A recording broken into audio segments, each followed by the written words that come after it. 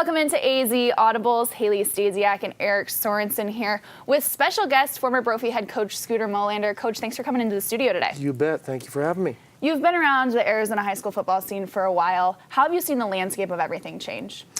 Well, certainly the number of colleges coming through recruiting, and that's a result of guys practicing year-round, the athletes improving, the ability to be on the field, and so the game has really risen, and the proof is when our teams, our high school teams, go out of state, not only compete, but are beating just about every team. So it's really improved. For example, only 34 years ago when I was graduating from high school, maybe 10 guys were recruited, Division I. When I took over as head coach in 2005, that number was up to about 30.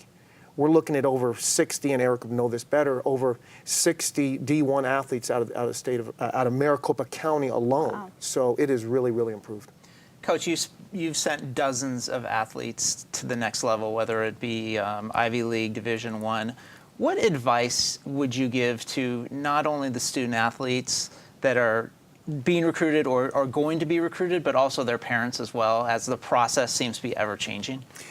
Well, number one, it's a process, and I have to say this. I'm disappointed that we're losing junior colleges here in Maricopa County. There is a serious void for great athletes that want to stay in-state.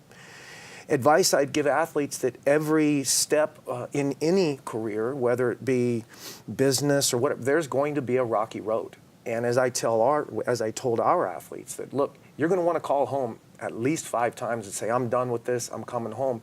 And the parents need to understand that that is part of growing up, and that their young men very likely are going to have difficult times. And simply understand in this world of media, social media, that assume that everything you do is being recorded, because it probably is. Scooter, you were a quarterback in high school, college, and professionally, and I know your predecessor, Jon Kitna, was a quarterback in college and professionally. What are your thoughts on him taking over the Broncos program? It's a great hire, and I knew it the first time that I met him. My brother-in-law actually coached him at Seattle when he was, yes, Keith Gilbertson, and when he was hired, he told me they just made a great hire, and that's everything that I needed to know. And he's been great in the transition. I've done my best to help him in any way. The young men are very lucky. They're getting a man of strong faith, more important than faith, action through faith, and obviously his knowledge of the game is tremendous. His son is a freshman who's going to be going through the program. Brophy's very lucky that he applied. And what makes the Brophy job a unique one from an outsider's perspective? Well, academics has to be number one. And so the time that you have with your young men has to be efficient. And so much of what a coach at a situation like that has to be is planning. And not only planning, but making sure your assistant coaches know the drills that are coming up, that water is at every station, that equipment is ready to go, because it isn't going to fly when you have parents at the parking lot waiting for a half hour, and they've got 3, in some instances 4 or 5 hours of homework when they get home. So that's, I would say, one of the biggest challenges. One of the greatest things about it is that you can openly and honestly talk about faith, and the motto of a place like Brophy, it fits right into what it takes to be a good team. We're seeing kind of a trend of players, coaches, I would say, more on every level. What is the benefit of coaches being able to connect with these kids on a deeper level than just the sport? Sure. Our job is to help parents raise quality, good young men. So in everything you do, you need to be intentional, because at the end of the day, which everybody has an end of the day as an athlete, what kind of person have you helped to create?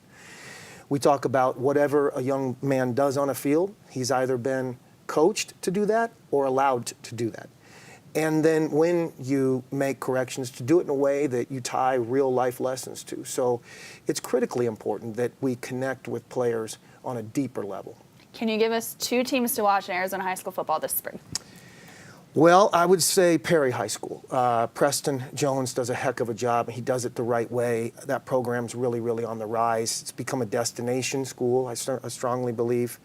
I'm going to give a shout out to where a couple of my kids go to school, Sunny Slope High School. Damon Perry does it right, and they really, honestly, they overachieve every year, and they just happen to run up against a team like Centennial, but they're there. They have a very good program, so I look forward to seeing those schools next year.